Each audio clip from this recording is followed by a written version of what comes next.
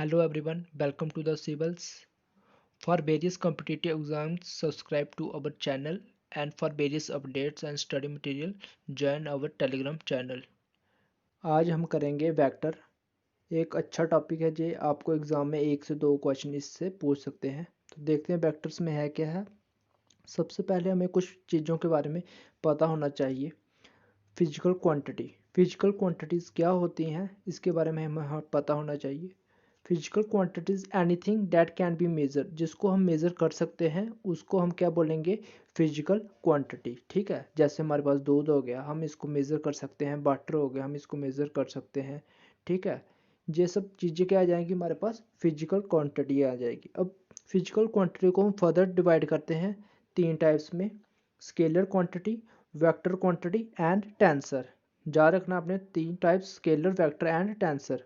अब scalar quantity हमारे पास कौन सी होती है, is physical quantity that have magnitude only. वो क्वांटिटी फिजिकल जिसका सिर्फ क्या हो, हमारे पास मैग्नीट्यूड हो। ठीक है, जे आपने जा रखना जिसका हमारा क्या होगा, मैग्नीट्यूड होगा। अब किस किस का मैग्नीट्यूड होता है, आपने कुछ एग्जाम्पल से जा रखनी है, डायरेक्टली पूछेंगे आपको एग्जाम में। स्पीड होती है हमारे पास, इसकी क्या होती है, सिर्फ मैग्नीट्यूड होता है, इसका हमारे पास कोई डायरेक्शन नहीं होती। Then distance, mass, temperature, density, pressure, energy, power, time, इन सब का हमारे पास कुछ ना कुछ हमारे पास इसकी मैग्नीट्यूड होती है, बट हमारे पास इनकी कोई डायरेक्शन नहीं होती। हम टेम्परेचर का कोई डायरेक्शन नहीं ले सकते, हम डेंसिटी की कोई डायरेक्शन नहीं ले सकते। ठीक है, but at the same time हमारे पास सेकंड जो वेक्टर क्वांटिटी आती है, वो ऐसी फिजिकल क्वांटिटी होती है जिसका हमारे पास क्या होगा, मैग्नीट्यूड होगा और डायरेक्शंस हो गई। ये आपको पहले भी पता होगा कि जिसका मैग्नीट्यूड और डायरेक्शन हो वो हमारे पास वेक्टर क्वांटिटी होगा। बट याद रखना आपने, जो हमारा वेक्टर्स लॉ ऑफ एडिशन को भी फॉलो करता है वो ही हमारा क्या होगा, वेक्टर होगा। सिर्फ मैग्नीट्यूड और डायरेक्शन होने से हमारा वेक्टर नहीं बनेगा।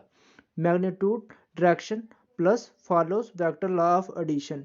सपोज करो मेरे पास कोई करंट है जा रहा है, ठीक है, कोई 5 एम्पीयर का करंट जा रहा है किसी वायर से, और मैं क्या बोलूँगा, एक किसी पर्टिकुलर डायरेक्शन में जा रहा है, तो इसकी क्या होगी, एक डायरेक्शन है। ये इसका एक 5 एम्पीयर है जो मेरे पास, इसका क्या है, एक मैग्नीट्यूड भी है। But at the same time अगर एक और बार जहाँ से मैं ऐड कर दूँ 5 और 3, ये हमें टोटल देगा कितना, 8 एम्पीयर। अब देखो आप जहाँ पे क्या हो सकता है कि इस वायर को मैं जिस मर्जी एंगल पे रखूँ, ये हमें टोटल क्या देगा, 8 एम्पीयर ही देगा। जा रखना हमारा जहाँ पे किस पे डिपेंड नहीं कर रहा, ये एंगल पे डिपेंड नहीं कर रहा। इसकी वजह से क्या होता है कि हमारा जो इलेक्ट्रिक करंट होता है वो हमारा किस में, वेक्टर क्वांटिटी में नहीं आता। क्यों नहीं आता, क्योंकि ये हमारा वेक्टर लॉ ऑफ एडिशन को फॉलो नहीं कर रहा। वेक्टर लॉ ऑफ एडिशन को फॉलो करने के लिए भी हमारे पास कुछ रूल्स हैं। ये मैंने आपको एग्जांपल करवा दी इसकी, कि हमारा इलेक्ट्रिक करंट वेक्टर क्वांटिटी में नहीं आता। अब वेक्टर क्वांटिटी में नहीं आता तो किस में आता है, ये फिर ये आता है हमारा किस में, टेंसर में। टेंसर में हमारा क्या आ जाएगा, जिसका हमारा मैग्नीट्यूड भी हो, डायरेक्शन भी हो, और साथ में क्या हो, वेक्टर लॉ ऑफ एडिशन को फॉलो नहीं करता हो।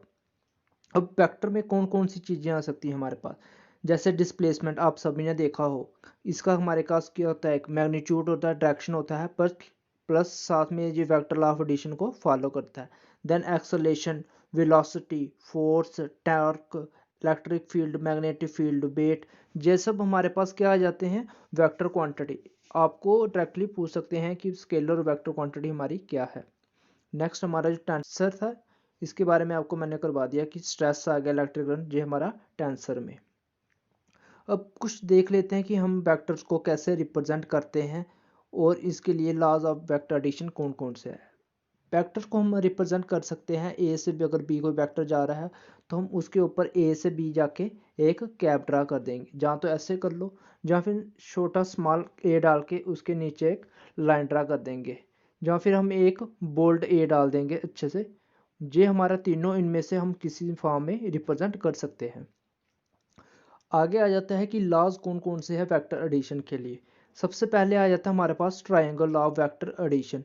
इसमें क्या बोलता है कि अगर हमारे पास एक वेक्टर जा रहा है ए से बी, एक वेक्टर हमारा ए से बी जा रहा है और दूसरा वेक्टर हमारा बी से सी जा रहा है, देन हमारा लॉ क्या बोलता है कि हमारा जो इन दोनों का सम होगा वो हमारा किसके बराबर आएगा, ए सी के बराबर आएगा इसके, ठीक है।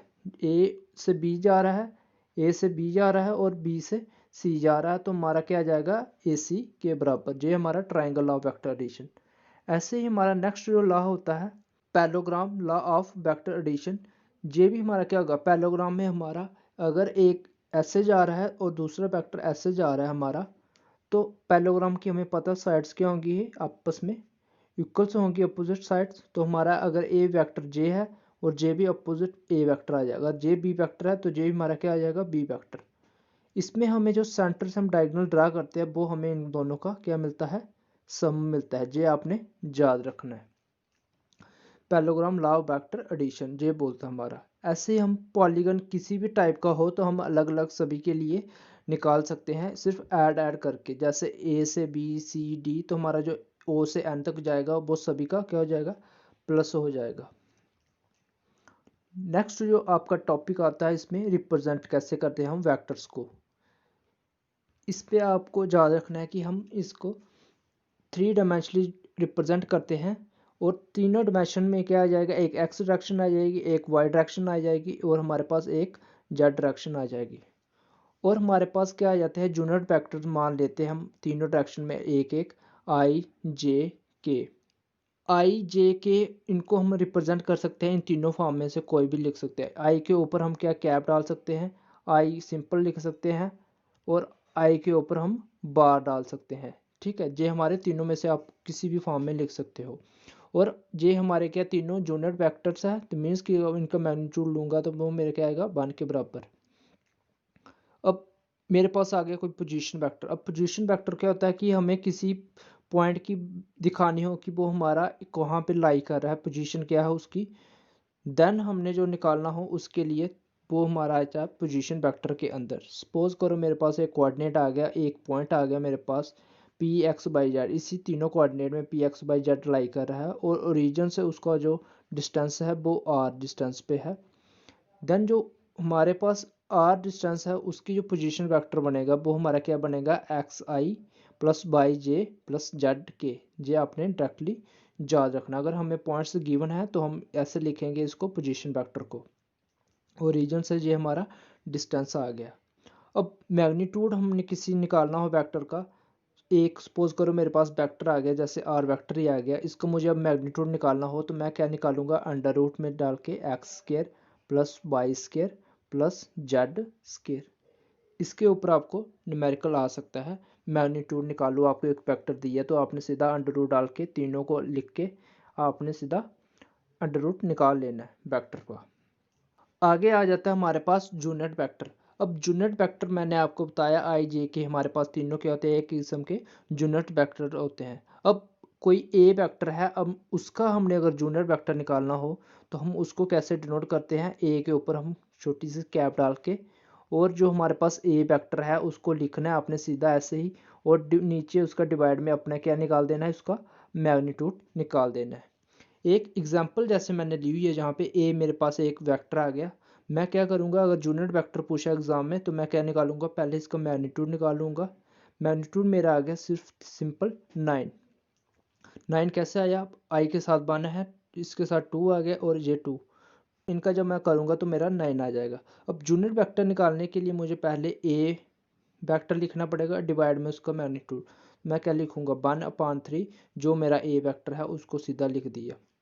अब यूनिट वेक्टर का भी अगर सपोज करो मैं बोलूँ कि इसका मैग्नीट्यूड निकालो, अगर यूनिट ही नाम लिखा है तो इसका मैग्नीट्यूड क्या होगा, 1 ही होगा।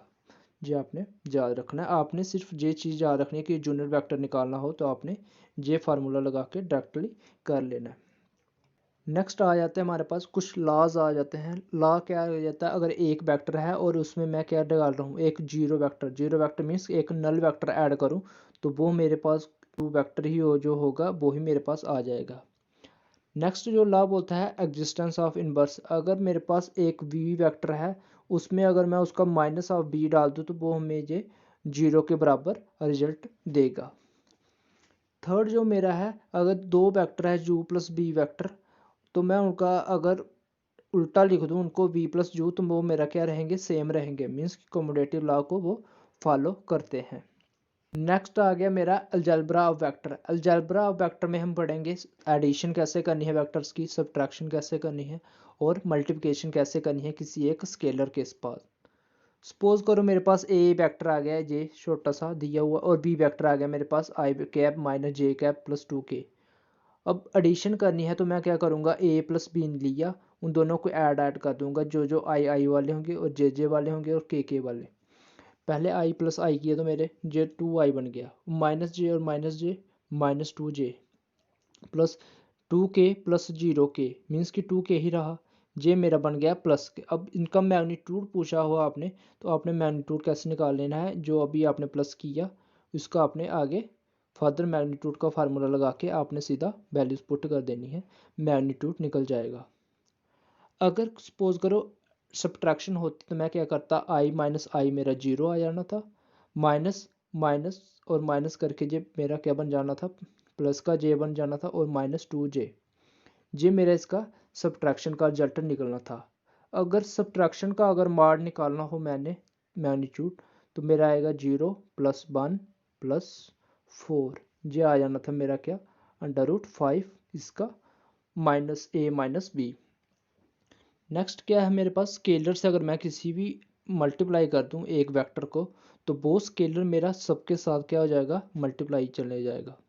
जैसे 5 को मैंने ए से मल्टीप्लाई कर दिया तो 5i plus 10j plus 15k बन गया। अगर इसको मैंने बाहर ही रखना हो तो ये क्या आ जाएगा, अपने साथ एक मैग्नीट्यूड लेके बाहर आता है, ठीक है, ये जा रखना अपने। नेक्स्ट जो आपका टॉपिक है इंपॉर्टेंट टॉपिक, स्केलर और dot product of two vectors. Scalar और dot product of two vectors कैसे निकालते हैं, इस पे आपको एग्जाम में क्वेश्चन पूछ सकते हैं डायरेक्टली। इसको डिनोट करते हैं, डॉट पूछा हुआ है तो डॉट से हम डिनोट करेंगे। अगर दो वेक्टर्स हैं तो ए वेक्टर मान लिए डॉट बी वेक्टर, इसको ऐसे डिनोट करेंगे। और डिफाइंड होता है किसके, ए वेक्टर डॉट बी वेक्टर, हमारा दोनों वेक्टर का हम क्या निकालेंगे, मैग्नीट्यूड निकालेंगे, और साथ में इनके बीच में क्या आ जाएगा, एंगल। ये मेरे पास ए वेक्टर आ गया, बी वेक्टर, इनके बीच का जो एंगल है थीटा, वो हमारा यहाँ पे रिप्रेजेंट कर रहा है। और याद रखना आपने ए और बी हमारे क्या है, नॉन जीरो वेक्टर्स है। अब ये आपने डायरेक्टली निकाल लेना, अगर कहीं आपको एग्जाम में थीटा की वैल्यू पूछे, ऐसे आएगा नहीं आपको थीटा के कम्प्लेक्स निकलेगा ये, तो आपने ये सिंपली रिलेशन जा रखना है, आपने इसी पे ज़्यादा फोकस करना है। और एक छोटा सा नोट आपने जा रखना है कि आई वेक्टर डॉट आई वेक्टर, अगर इनका डॉट प्रोडक्ट करें मीन्स कि दो एक यूनिट वेक्टर का अपने साथ ही यूनिट वेक्टर का डॉट प्रोडक्ट हो, तो वो हमारा क्या आएगा, 1 के बराबर आएगा। जे आपने सिंपली जा रख लेना है तीनों का। और आई और जे और के और आई, जे हमारा क्या आ रहा है, 0। क्यों आ रहा है 0 जहाँ पे, क्योंकि ये आपस में क्या होंगे हमारे, हमें पता है कि आपस में जे क्या होते हैं हमारे आई वेक्टर, अगर जिस साइड जा रहा है तो जे वेक्टर मेरा जहाँ पे होगा। और एंगल कितना बनेगा इनके बीच में, 90 डिग्री। 90 डिग्री एंगल बन रहा है तो मीन्स क्या होगा, कास थीटा जब मैं 90 पुट करूँगा तो मेरा क्या बनेगा, कास 90 0, तभी मेरा क्या आया है 0। और आई डॉट आई कर रहा हूँ मीन्स कि आई इसी डायरेक्शन में कर रहा हूँ, तो मेरा आंसर थीटा जहाँ पे 0 बन रहा था, तभी मेरे ये रिजल्ट 1 आए हुए हैं, ठीक है। ये आपने याद रखने, A vector dot B vector equal to B vector dot A vector, ये हमारा रिजल्ट सेम ही रहता है, कोई फ़र्क नहीं पड़ता है। ये मैंने आपको एग्जांपल दे दी हुई आगे कि अगर दो वेक्टर्स आपको दिए होंगे, डायरेक्टली ऐसे एग्जाम में आएगा क्वेश्चन, दो वेक्टर दिए हुए हैं आपको, उनका प्रोडक्ट निकालना है, आपने क्या करना है, पहले वाले जो जो पहले पहले होंगे उनको आपने क्या कर देना, सीधा मल्टीप्लाई। जैसे ए वेक्टर मेरे को गिवन है, बी वेक्टर भी मेरे को गिवन है, और प्रोडक्ट पूछा हुआ निकालो, तो आपने क्या करना है, सीधा लिखना है इनको, और फिर आई वाले को आई से, और जे वाले को जे से, और के वाले को के से मल्टीप्लाई करके सीधा आपने आंसर निकाल देना है। ऐसा ही आपको इम्पॉर्टेंट है ये, ऐसा ही आपको पेपर में आएगा। ये मैंने अभी करवाया आपको स्केलर। नेक्स्ट हम करेंगे इसी का वेक्टर। वेक्टर में हमारा क्या होता है, क्रॉस प्रोडक्ट होता है, ये याद रखना आपने। वेक्टर में हमारा क्रॉस प्रोडक्ट आएगा और स्केलर में हमारा डॉट प्रोडक्ट आएगा। इसको हम क्रॉस प्रोडक्ट मीन्स कि ए डॉट क्रॉस बी, इससे हम इसको डिनोट करते हैं। उसकी वैल्यू मैंने आपको बताई थी, जहाँ पे कॉस थीटा, इसमें आएगा आपका साइन थीटा, और साथ में ये अपने साथ क्या लेके चलता है, एक यूनिट वेक्टर, जे आपने याद रखना है, ऐसे इसको डिनोट करते हैं। थीटा तो आ गया इनके दोनों के बीच में जो एंगल्स होगा, और हमें जो डायरेक्शन हमें, क्योंकि मैग्नीट्यूड तो हमने निकाल लिया जहाँ से, बट जो हमें डायरेक्शन मिलेगी, वेक्टर हमारी एक डायरेक्शन, इसमें डायरेक्शन भी आएगी हमारी, वो हमें डायरेक्शन कौन देगा, जे वेक्टर देगा। जे यूनिट वेक्टर हमें क्या देगा, डायरेक्शन देगा। और डायरेक्शन कैसे निकालते हैं इसकी, राइट हैंड थंब रूल लगा के इसकी हम डायरेक्शन निकालते हैं। ये मैंने आपको बताया हुआ, जहाँ पे आपने इतना सब याद रखना, आपने सिंपल इसकी क्रॉस प्रोडक्टिव की वैल्यू याद रखनी है, कैसे निकालते हैं एग्जाम में। एग्ज़ाम में आपने प्रोडक्ट के लिए सीधा जे फार्मूला लगाना है, आई जे के, और A1 A2 A3 B1 B2 B3। A1 A2 A3 कहाँ आगे, ए वाले आगे और बी वाले आगे, जो हमारा इसका होगा। ऐसे आपने इसको लिखना है। देन आपने क्या कर देना है, इसको डिटर्मिनेंट से सॉल्व कर देना है, जो आपने मैट्रिक्स एंड डिटर्मिनेंट में पढ़ा हुआ है। जैसे आपको नोट वहाँ पे करवाया था स्केलर में, सिमिलरली जहाँ पे भी है आई क्रॉस आई से करेंगे, उसमें 1 आ रहे थे, इसमें हमारा 0 आएगा। और उसमें हमारा क्या आ रहा था, आई क्रॉस जे कर रहे थे तो हमारा 0 आ रहा था, पर इसमें हमारा किसके बराबर आएगा, वो के वेक्टर के बराबर। और जे डॉट आई करेंगे तो आई वेक्टर। कैसे रखना है जे आजाद, आपने एंटी क्लॉकवाइज याद रखना है। आई जे के को आपने एंटी क्लॉकवाइज लिखना है। अगर आई से जे जा रहे हो तो के मिलेगा, के से आई जा रहे हो तो जे मिलेगा, जे से के जा रहे हो तो आई मिलेगा। यही चीज़ें जहाँ पे लिखा हुआ है। अब वेक्टर से आप क्या क्या निकाल सकते हो, आप वेक्टर से आप एरिया निकाल सकते हो अपना, ठीक है, ज्योमेट्री यूजिंग वेक्टर। अब ट्राइंगल का एरिया निकालना होगा, 2 वेक्टर आपको गिवन हो तो आपने सीधा जा रखना है 1/2, जो भी हमारा क्रॉस प्रोडक्ट अभी करवाया ऊपर, उसका हाफ कर देना है, जो हमें वेक्टर गिवन होंगे। ऐसे ही आप पैलोग्राम के लिए भी कर सकते हो, बट इसमें क्या था, हाफ था, इसमें हमारा सिंपल क्रॉस प्रोडक्ट आ जाएगा। ऊपर जो क्रॉस प्रोडक्ट का लिखा हुआ फार्मूला वही मैंने यहाँ पे कॉपी किया है। अगर एग्जाम्पल देखनी है आपने, ऐसी एग्जाम्पल आएगी एग्जाम में, एरिया निकालो पैलोग्राम का, और वेक्टर, एक वेक्टर जे दिया हुआ है, दूसरा वेक्टर आपको जे गिवन है। लिखना कैसे आपने, आई जे के आपने ऐसा लिखा, ए के साथ मुझे क्या दिया हुआ है, ए दिया हुआ है, और जे बी दिया हुआ है, और के मुझे कुछ नहीं दिया हुआ तो 0। दूसरे वेक्टर के लिए मुझे आई सी दिया हुआ है, जे डी दिया हुआ है, और के मुझे 0। अब क्या करना है, इसका डिटर्मिनेंट निकालना है। डिटर्मिनेंट निकालने के लिए कैसे करते हैं, आपने आई को लिया और इन दोनों को देखना है, इसका तो 0 हो जाएगा, दोनों का जे 0 हो गया। फिर माइनस डालना है, फिर जे का लेना है, फिर इसका देखना है, जे भी मेरा क्या आ जाएगा 0। फिर प्लस के करना है आपने, फिर इसका और इसका देखना है, इसका आ जाएगा A D minus B C, ये लिखा हुआ A D minus B C. आगे इसका आंसर आ जाएगा आपका A D minus B C. आपने इसी पे ज़्यादा फोकस करना है, एरिया कैसे निकालना है। और नेक्स्ट टॉपिक है हमारा direction ratio and direction cosine.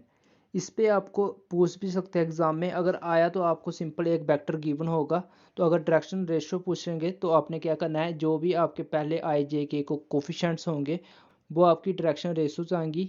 और डायरेक्शन कोसाइंस को हम एल एम से डिनोट करते हैं, और एल एम एन की वैल्यूज़ क्या होंगी आपकी, जो सीधा आपने जा रख लेनी है, ए बी और सी, एल एम और एन। नीचे आपके तीनों के लिए सेम रहेगा, क्या, जो भी हमारा इसका मैग्नीट्यूड होगा वेक्टर का, वो हमारा क्या आएगा, नीचे आएगा तीनों के, ठीक है। ये आपने ऊपर ए बी सी से आपने ये कर लेना। आपको एग्जाम में ये पूछ सकते हैं, डायरेक्शन रेशो बताओ और डायरेक्शन कोसाइन बताओ। एल एम एन ये हमारे तीनों क्या है, हमारे एंगल्स बता रहे हैं, हमारे जो भी वेक्टर है वो बना रहा है किसके साथ, एक्सिस के साथ, जो हमारे वेक्टर एंगल बना रहा है। अगर कहीं पूछ लिया कि डायरेक्शन कोसाइन के स्केयर का सम क्या होता है, तो वो 1 के बराबर होता है। ये आपने याद कर लेना है। इतना ही आपने एग्ज़ाम में करना है। एक बार क्विक रिव्यू बता देता हूँ आपने एग्ज़ाम के लिए क्या क्या इंपॉर्टेंट है। एरिया कैसे निकालते हैं पैलोग्राम का, देन हमारा क्या आ जाएगा इसमें, स्केलर प्रोडक्ट कैसे निकालते हैं, 2 वेक्टर्स गिवन होंगे। थर्ड हमारा इसमें आ जाएगा कि मैग्नीट्यूड कैसे निकालते हैं हमारा वेक्टर का। देन हमारा एक यूनिट वेक्टर। आई होप आपको समझ आ गया होगा। Okay, thank you.